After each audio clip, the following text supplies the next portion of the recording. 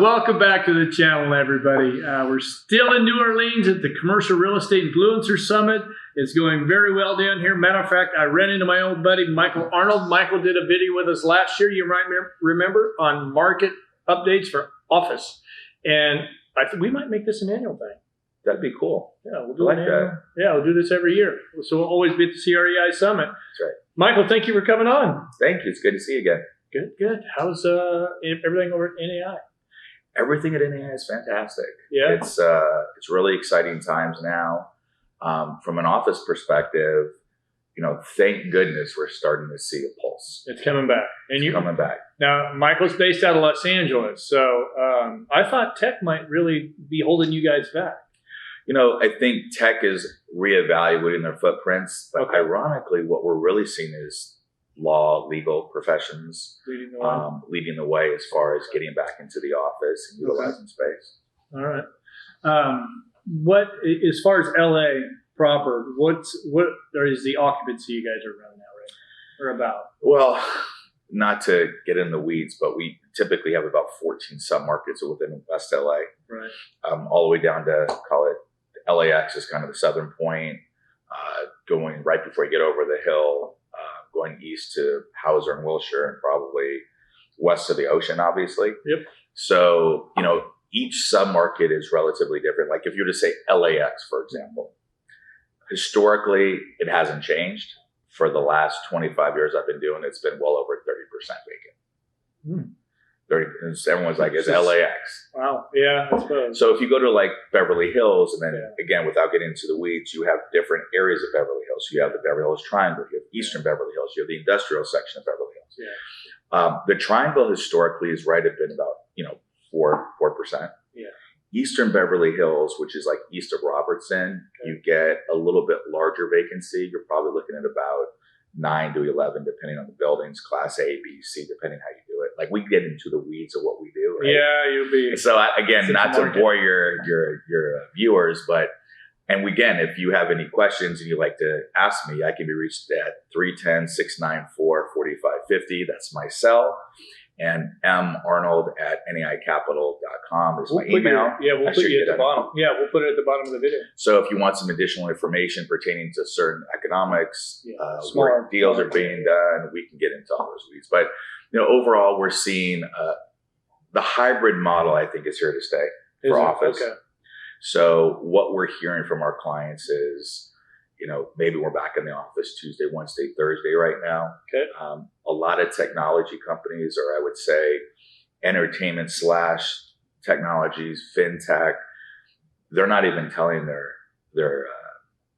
employees that they're coming back to the office when they can. They're telling them you're going to come, but they're not all over the media, letting the media know. And they they're don't want the negative press. They don't want the negative. It's like, look, you're going to be in the office 3 days, probably 4 days. Mm-hmm. But it makes sense. Like you want to have a good work-life balance. So if you're working from home Friday, Saturday, Sunday with the family, and Monday, Tuesday, Wednesday, and Thursday is not that bad. Mm-hmm. I think ultimately you'll get to a fourth day. But I think there's definitely an importance of having that work-home balance. Yeah.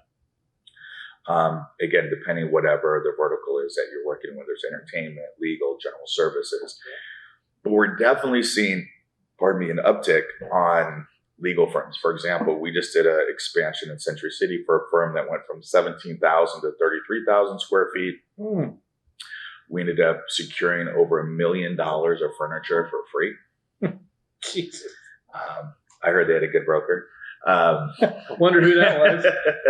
And it was a fantastic deal. It worked out. But one of the things that was really interesting was that the managing partner of the firm really looks at his revenue, as most attorneys do.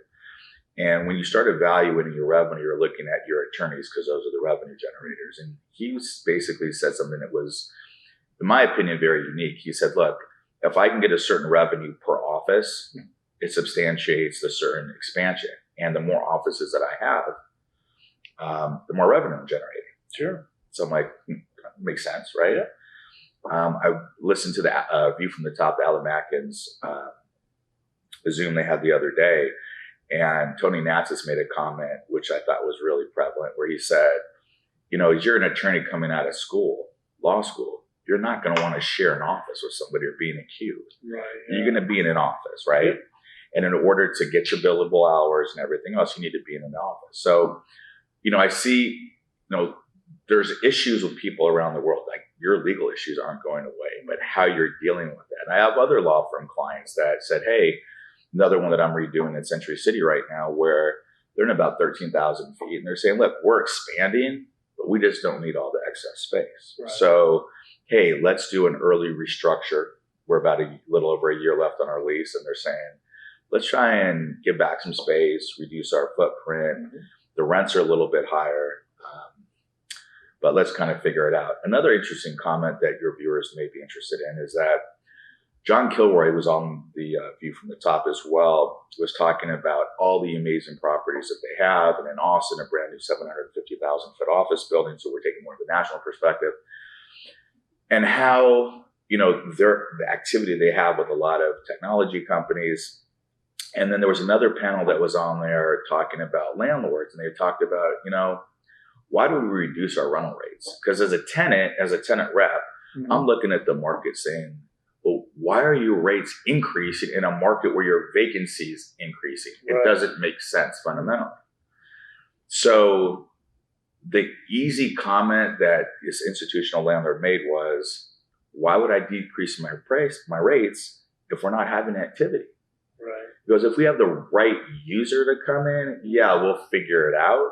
Okay. Like what those numbers really should look like. Because all I'd be doing is a disservice to myself to lower rates. He goes, mm-hmm. Do I think my activity is going to increase if I lower rates? Probably not, because there's just not a lot of activity. Right.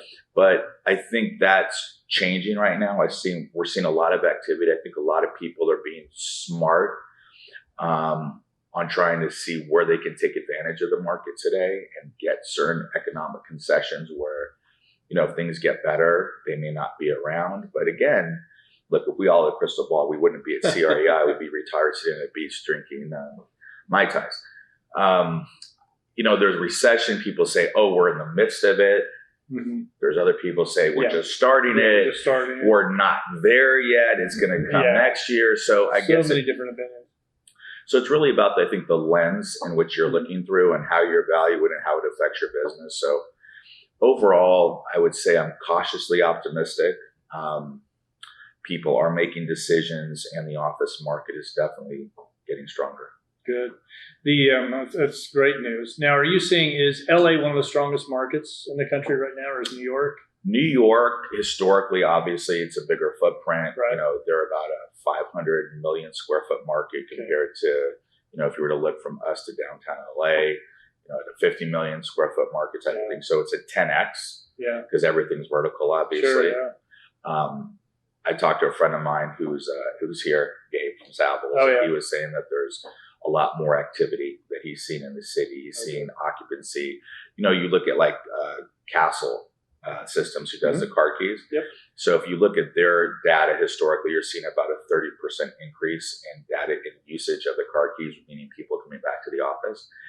I think from a general practice standpoint, if you're driving on the 405 or the 10 during the weekday, mm-hmm. it's not empty anymore. No, me coming in from Santa Monica to Brentwood every day, I'm like, where are all these people going? Oh, work from home is a big thing. I'm like, sitting, half a mile away from the stoplight. Yeah. And I'm like, I guess everybody's out and about. But yeah. I think from taking a step back and looking at like retail in certain areas, that you see people out having coffee, going to lunch. So retail is not dead. It's definitely made a comeback. The capital markets area is probably something of a big question marks with the CMBS and figuring out, I don't know how people are selling properties at a 4 cap when interest rates are over 5%. From a real estate perspective, and these are supposed to be real estate professionals, I'm scratching my head going, how are you telling your client that you're selling at a 4, but you can't get a loan at 5? Yeah. Am I missing something here? I mean, I'm just trying to do simple math. Like 1 + 1 usually equals 2 in that case. Get a little creative. Yeah. Would you be buying office right now? Investing in office space? Would I be investing in office? What I would be doing, and I think this is where we're going to see a turn in the market, I would look at buying office with the ability to convert a portion of the office to multifamily. Okay. Because I think in a perfect world, you're going to have retail on the ground floor. You're going to have some component of office, and then people are going to want to live in an area as well. Yeah. So I think the hybrid of those three is not something that I've seen in the last 25 years. Right. I know there's been some discussion about some developments that are looking that way. I know there's certain residential developments that are this concierge service like an office provides, but in a residential multifamily background. I know there's retail that's trying to develop this holistic approach to how they're approaching their tenants from a landlord perspective. I just think this isn't something we've seen very much of, but it looks like that could be an interesting perspective to look from an investment standpoint. Are you seeing a lot of office come on the market for sale? Have I seen a lot of office come on the market? Can't think of anything. I have seen things come on the market. There's one thing I know of that's off market. We were in escrow with that fell out. That was close to $1,300, $1,400 a foot for a small boutique building. I sold a building for an owner user in Brentwood. We bought that building. It was a 24,000 foot building. Paid $19 million for it. Okay. That was going to be an owner user with income coming off to offset the debt service that he was holding on it, and ultimately he was going to be occupying, I think, the majority of the building. But I think again, if I'm a tenant, like, hey, I'm going to go buy my building and lease it back to my company. Does it make the most sense? Are interest rates the right area? I'm not sure it makes a lot of sense at this point, unless you're an owner user. Yeah. Well, yeah, absolutely. We were talking a little bit before, the length of time it takes to get somebody in right now. That has expanded a little bit? Yeah, it's actually a good point. With supply chain right now, historically, it says 6 to 9 months to build out space. And certain landlords say, I can get it done in 4 months or 3 months if it's not permitted, right? But with the supply chain now, what's really interesting is that where in the past, let's say, generally it took 6 months to build out space. Now it's taking 9 to 12 months because the ability to get those resources have slowed down dramatically, and the costs have increased exponentially. Where if I said to you 10, 15 years ago, maybe it's $10 a foot for carpet and paint, it could be 3 times that amount. Carpet tiles, like the types of paint. Title 24, when you're talking about energy efficiency, now that's running landlords anywhere from $17 to $20 a foot. So if you hit certain thresholds and the landlord's required to, upgrade the suite, that's another cost. So everything is more expensive today. Time and money. And most of my tenants are like, I don't get it. There's a huge vacancy. No one's in my building. But the truth of the matter is most of those tenants are still paying rent. Yeah, they're just not. They're just not in the office as much. So from a perception standpoint, they might physically be there, but they're still paying the rent. Yeah, we see that in our office building. You're starting to see a lot more people coming back. And so for a while I was parking on P2 wherever I wanted. Now I'm down on P3 just to kind of find space. I don't have to be sitting or park right next to somebody. The other interesting perspective, and if for those of you in your audience that haven't used representatives or the representatives haven't talked about it, the increase in operating expenses is something else to be cognizant of, because now as the building's starting to get more operational, and before maybe they didn't have to turn on the AC before the building was running from 8 to 6, and maybe they turn on the AC at 6. But now with no one in the building, maybe they're turning on at 7. So it's lowering the cost of the efficiency of the building. So from an operating standpoint, the building was running a kind of, skin and bones type of thing. Yeah, sure. And now with more people and they're operationally, that's going to increase. So depending on when your base year is, it's something to also consider when you're negotiating a new lease, to get that new base year, to make sure that, hey, all those increases now that are going from people occupying the building that are going to increase the expenses of the building aren't going to get passed through to you. Lots to think about. We could talk for hours. I get kind of dizzy here. But I know you got to get back down to the summit and listen to everybody talk. Michael, thank you very much. Thanks, Joe. Always a pleasure. Thank you. And for those of you watching, make sure you give us a like. I am going to put Michael's contact information down below. So make sure you check it out. Give them a call if you need a great office broker in the Los Angeles area. Actually, you can do it around the United States, can't you? Yeah, I do deals all over the country and actually internationally as well. Yeah, so don't hesitate to reach out. And again, make sure you like the video. And if you haven't done so, it's about time you subscribe, please. Thank you.